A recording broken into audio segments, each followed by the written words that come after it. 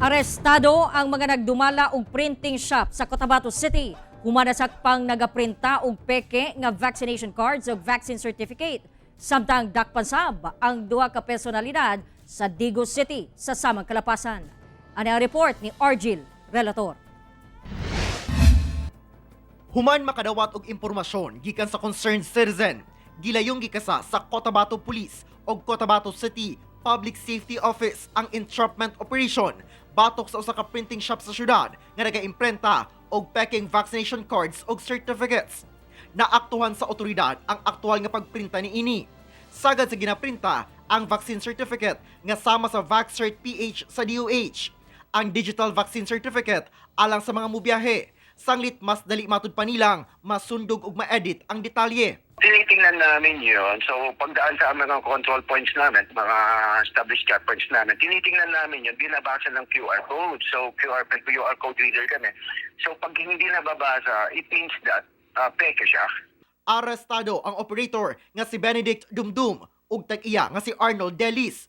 Dili matud pa kini ang unang higayon nga nagkasaog operasyon ang kapulisan batok sa nagagamit ug nagaproduce og peking vaccination cards.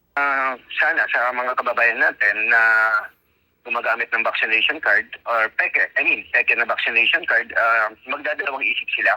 Ang kapulisan naman natin at ang mga lokal na government natin dito sa syudad, napakalinyan naman.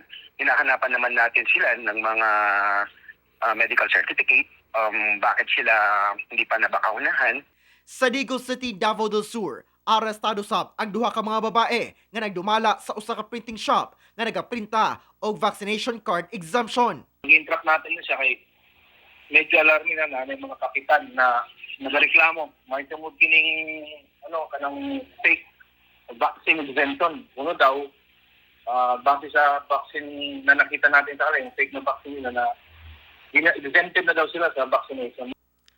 Kasong falsification of public documents ug kalapasan sa RA 11332 o mandatory reporting of notifiable diseases ang atubangon sa mga dinakpan.